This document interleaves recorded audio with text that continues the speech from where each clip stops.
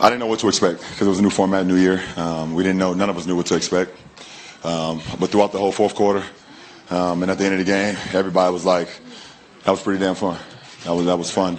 Having to play for a set number, and seeing that. I've watched a lot of basketball in the summertime, and I forgot the name of the league where those, the guys, they alma mater, they go back and play for their teams and things of that nature, and they have like a set number that they have to get to. They're like that $2 million championship tournament, if you guys know what I'm talking about.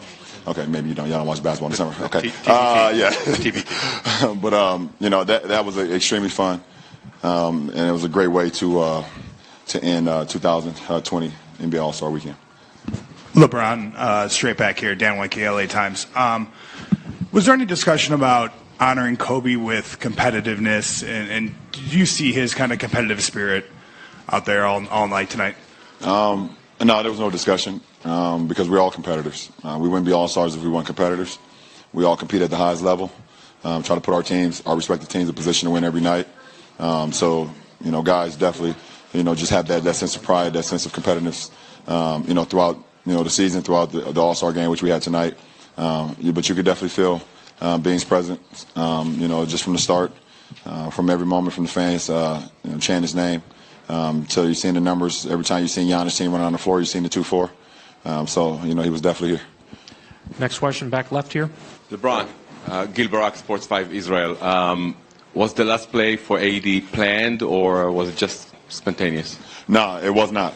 We had a great play call for Kawhi to get to a sweet spot.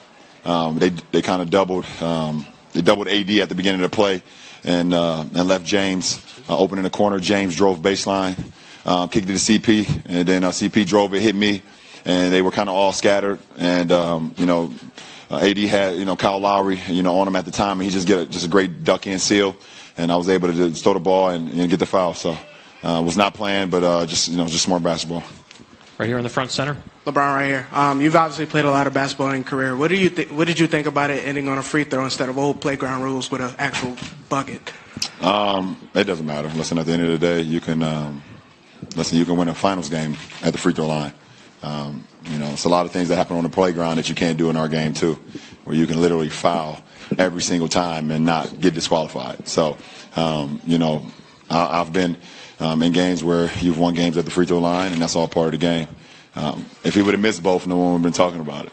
But it's all part of the game, and it was a hell of a way to end the game. Just from an all-star perspective. Again, same row in the center. LeBron, right here, in front. You obviously put on for Cleveland and Akron so much. What do you think about Chicago and just the atmosphere and how Chicago-centric this was? Well, listen, man, Chicago is right up there with one of the top cities in the world. We're producing some of the greatest basketball players that ever played the game. And then if you just even step outside of that, some of the best basketball players that play the game. So you have some of the greatest, some of the, some very good, some very talented. I mean, you even got, Ben Wilson, who was on his way to being a star, and obviously we know the story about that. So you got it all the way from the grade school era through high school, through college, and then so many pros and so many Hall of Famers. So, KG is about to go into the Hall of Fame soon. I've seen his name, in the ballot. So, and he's from Chicago. Isaiah Thomas, the great Isaiah Thomas. D. Wade at some point will go, into the Hall of Fame. My teammate Anthony Davis right now will go in the Hall of Fame. So, the city is right up there, one of the best cities in the world as far as producing some of the best players that we've all ever seen. Front right. Hi, Kobe. Can you share your favorite off-the-court memory of Kobe? I don't mind being Kobe this weekend. It's fine. That's fine. Sorry, Mike. That's fine. That's fine. It's fine. It's fine. My mom might not like it, but I'm okay with it. Can you share your favorite off-the-court memory of Kobe? My favorite off-the-court memory, just being a part of the Redeem team in 2008. We have so many off-the-court memories, from that team. Either if it was about basketball or just, being in, going into some Team USA other events. We was able to see Michael Phelps swim. We was able to go and watch our women's national team, play a lot of their games. We was able to go just around track and field. So we did a lot of things, besides play basketball throughout that whole Redeem team run that we had when we brought home gold. So a lot of memories for sure. Last question right here in the front. Manolo Rodriguez from TAP Deportes, Puerto Rico. What do you take of all this memory that's been, all the tributes that have been done to Kobe? What's the most that you take of this weekend? What's the most that I take from this weekend as far All the as tributes. I mean, anything else would be uncivilized. He's one of the greatest basketball players, one of the most impactful players. The inspiration that he has is showing. You know, how many people, not only in the basketball world, but also outside the basketball world, that was touched by a person of himself. You know, and obviously we all seen what he was able to do off the floor. I mean, on the floor as a competitor, as a champion, someone who strived for excellence every single day. But we also saw, you know, the father he was as well to his beautiful daughters and to his wife.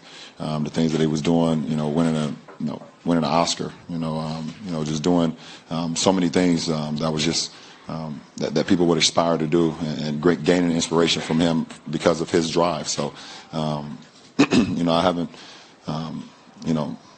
I think it's been amazing, and I'm happy to be a part of it this weekend. Obviously, you know, me being a Los Angeles Laker myself is going to be a part of me for the rest of my life and our franchise, and any player that ever wear purple and gold until the end of basketball, which is never. So, you know, it's a beautiful time. It's a beautiful day, and his presence was felt here in Chicago. So, appreciate it. Thank you.